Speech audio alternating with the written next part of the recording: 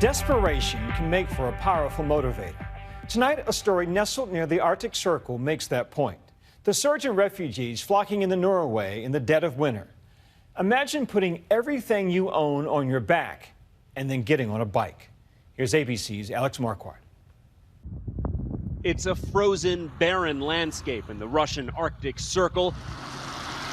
And cutting through the cold, figures with bikes. Refugees from thousands of miles away, trudging through the snow and pedaling toward what they hope will be a better life.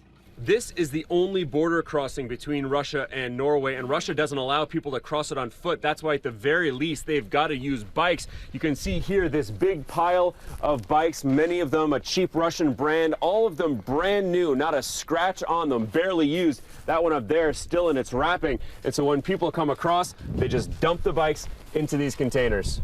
Syria is not an option right now for me. Kinan is fleeing the war in Syria, a long way from home in a tiny Russian mining town called Nickel. He's wearing every piece of clothing he has because it's -5 Fahrenheit out and this dingy hotel has no heating. It's much cheaper than going to Turkey and from Turkey getting on a small boat to cross to Greece, then from Greece to Europe itself. Kinan is now waiting for a smuggler to show up with a bike he's bought to make the frigid crossing. It will be more like a kid's bicycle, but I will pay a lot of money for it. More than I should. He and about 5,500 others have ridden this more than 10-mile road to the border this year. Some of the more than 1 million migrants and refugees who have flooded into Europe in 2015. They've crossed the Mediterranean Sea in flimsy boats. They've climbed over razor wire and under fences, walked countless miles through the heart of Europe. Almost 4,000 have died in the process this year. And this might be the most extreme, going all the way up to the Russian Arctic Circle to a tiny remote border with Norway and crossing by bike, where temperatures get so low that they could freeze to death. Russian buses will take them part of the way to the actual crossing. And it was on one of these buses on the Russian side of the border where we met the Yahya family from Baghdad. I leave because my life is in danger.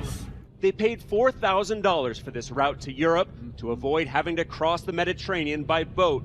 The Russian government wouldn't let us film their actual crossing, so we met up with Hussein, his wife Sarah, and their 18-month-old son Yusuf on the Norwegian side. What was the first thing that went through your head when you crossed the border into Norway, knowing that you were finally in Norway? Sure, I feel I am in a safer place. Hussein and Sarah are on the run, they say, their lives threatened by one of Iraq's many powerful militias.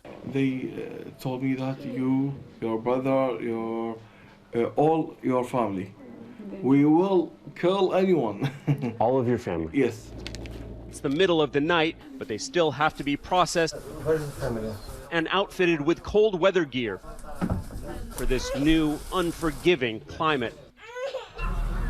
In the light of day, the camp is even bleaker than it first looked.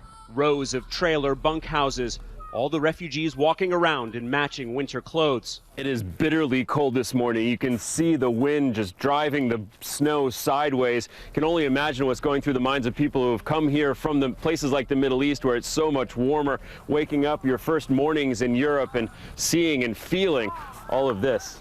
No one will end up settling here. The lucky ones will soon fly to southern Norway. The unlucky ones, those from countries considered safe enough, will be forced to go back. Camp director Henry Osima tells us that for now, his goal is to give them as warm a welcome as possible. You expect this to continue throughout the winter? I'm afraid it's going to happen. And I fear that we are going to lose some lives. Somebody's going to freeze to death somewhere. Inside, the Yahya family has rested after their long trip and is trying to come to terms with their new reality and what lies ahead. How are you feeling right now? Unhappy. Unhappy? Because you're not at home? As hard as it is to leave home and loved ones behind, seeing your country torn apart, the pain is compounded for so many like the Yahyas and Kinan when forced to accept their new status as refugees. I don't know, I'm regretting my decision to immigrate. Yeah, I'm seriously regretting my decision.